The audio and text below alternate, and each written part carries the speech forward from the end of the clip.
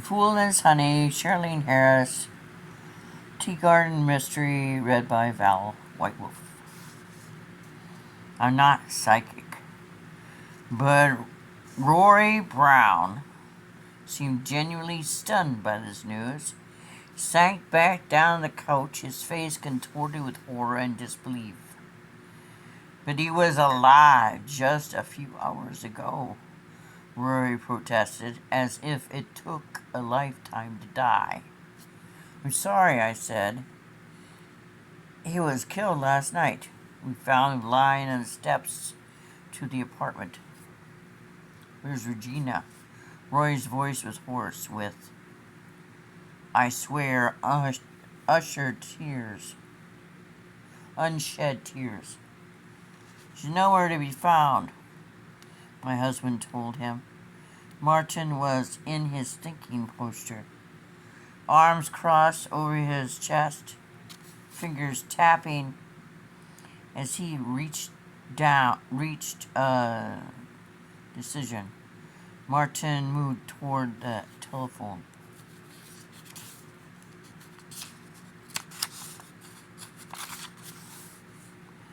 You calling the police? Aurora slid onto his knees. Man, please don't. I'm violating my parole. Send me back to jail for sure. I'm sure not even supposed to see Craig, much less leave the state with him. Parole? Martin said, and thoughtful, as if parole were a common condition among his acquaintances. You were in jail with Craig? Well, yeah, you know.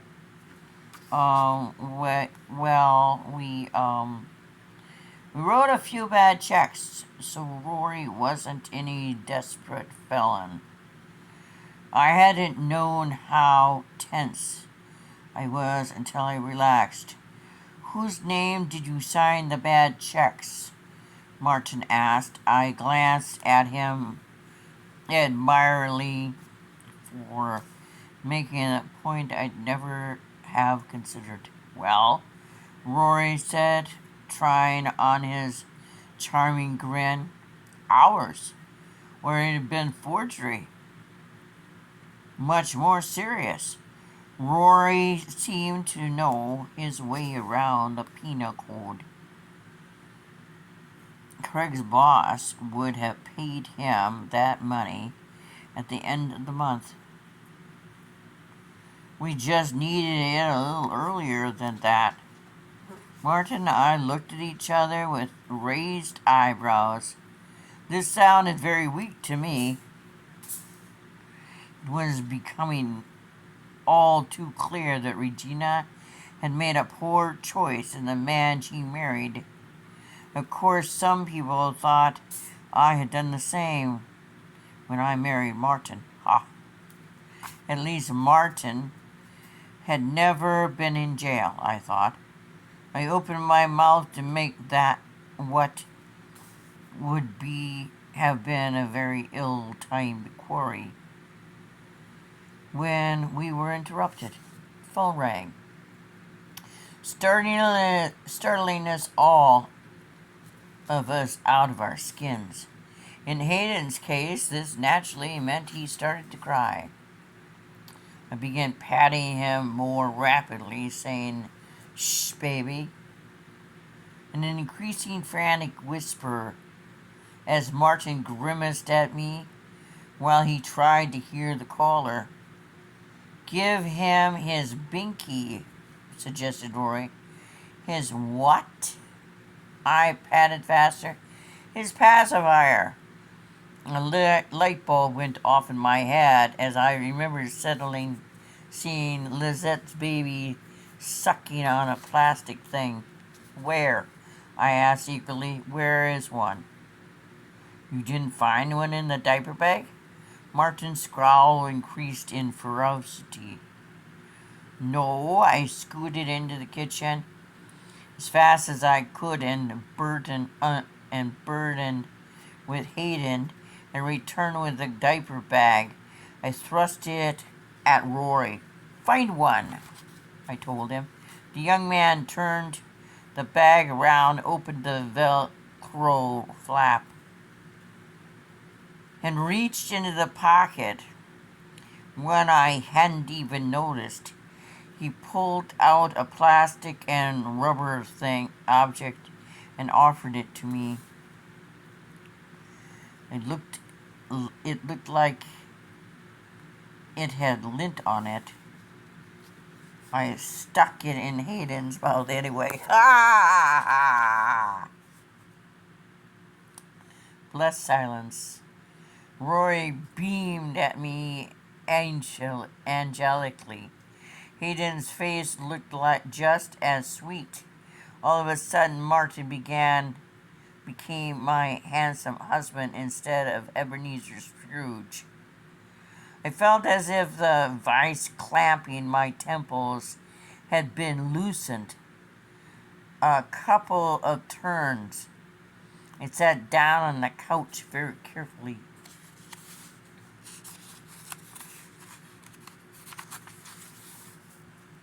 Easing Hayden onto his back, he looked up at me with hazy blue eyes, relaxed and content.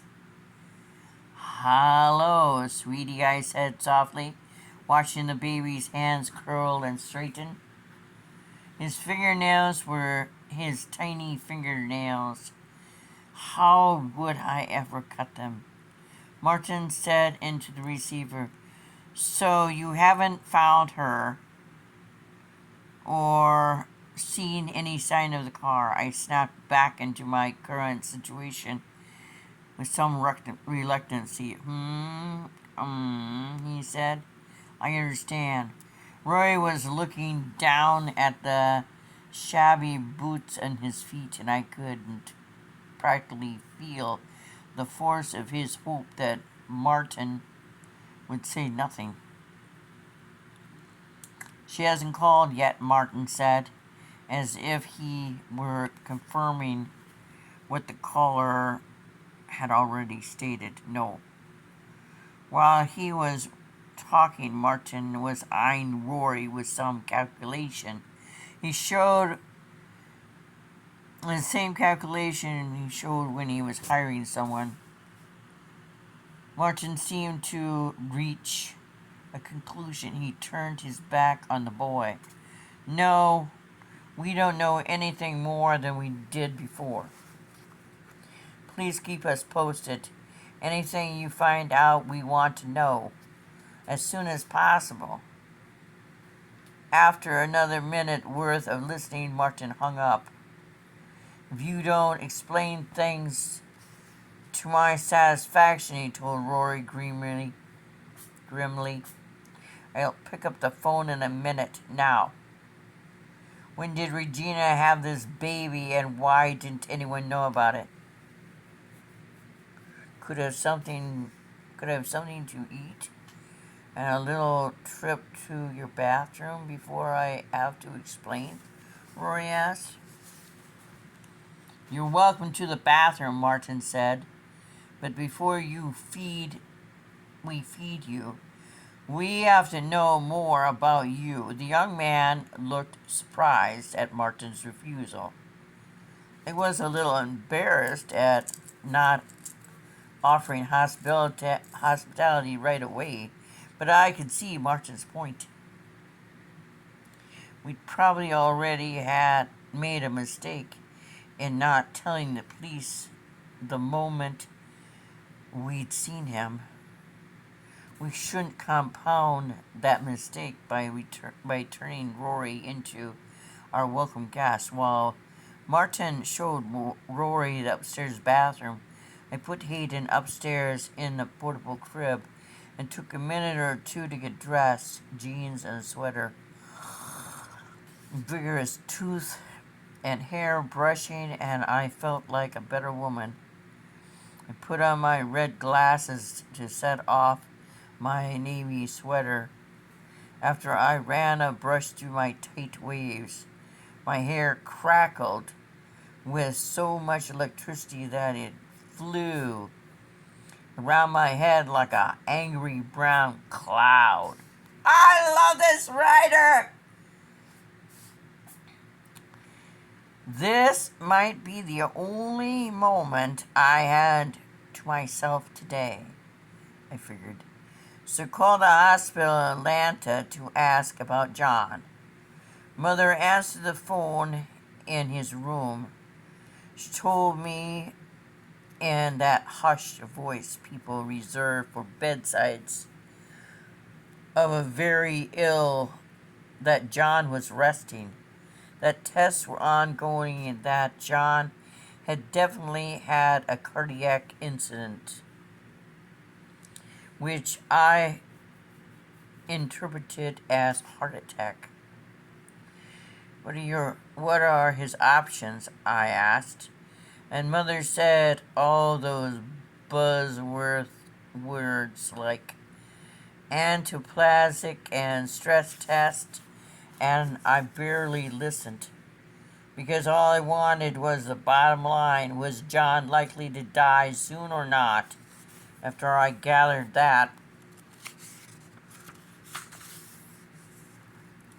he was going to live, barring some sudden or drastic circumstances, I was content to save the details of his treatment until I could spare a portion of my brain to understand what was entailed. Mother didn't say a word about the baby. She was preoccupied, too. I tightened laces on my high tops, tried to tiptoe down the stairs, and Martin and Rory were in the kitchen, and I saw that Martin had relented enough to pour the boy a cup of coffee and microwave a couple of cinnamon rolls for him. Rory looked up when I entered and let a gleam of admiration show little too obviously, so it didn't offer to fix him any bacon or eggs. Ha ha ha!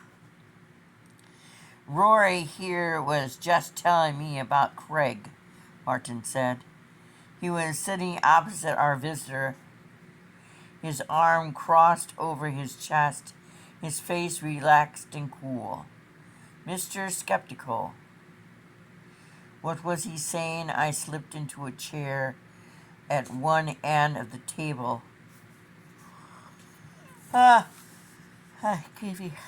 back part of my brain was wondering if I could borrow baby monitor from someone.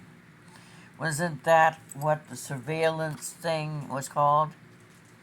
I was telling Mr. Bartell I've been Craig's friend since we were little. Our folks were friends too. Then when Craig's mother had died and Dad had died, Craig moved in with his aunt and uncle. And Mr. and Mrs. Haber, his brother Dylan, D-Y-L-A-N, Dylan, I don't know, it sounds stupid, was old enough to be on his own, but too young to keep his eyes on Craig, and the Harbros were glad to have him. Roy paused to take a bite of cinnamon roll and worked on keeping the relation straight in his head. And that was the couple Regina's wedding. The people who acted in the place of Craig's parents. That was his aunt and uncle, Mr. and Mrs. Haber, Rory confirmed. They had raised 4 girls of their own, but now Mr. Haber is kind of sickly. Martin and I sat blinking at him like foolish owls. She is so darn descriptive. I really love Charlene's writing. She's the bomb. I hope to be as good. Hey, Kenta, you can sit over here. You're not bothering me when I read. Maybe I'm bothering her.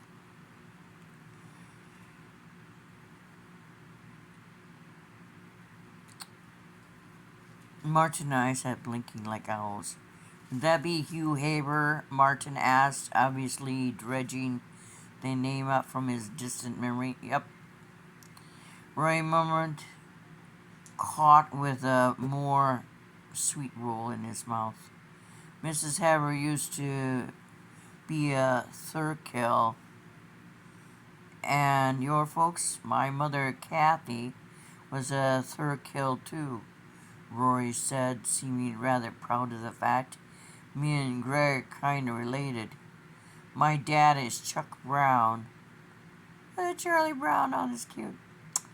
His dad was Ross Graham.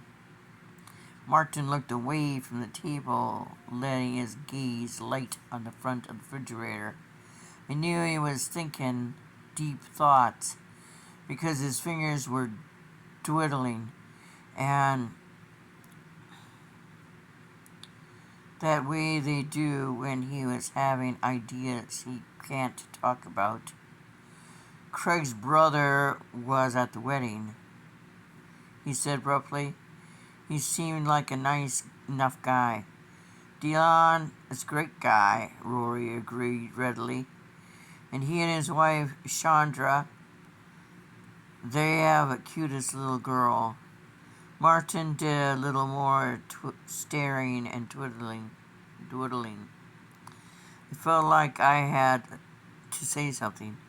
Rory, when you feel like freshening up, there's a toothbrush in the plastic wrapper in the top drawer in the downstairs bathroom, I told our surprised guest.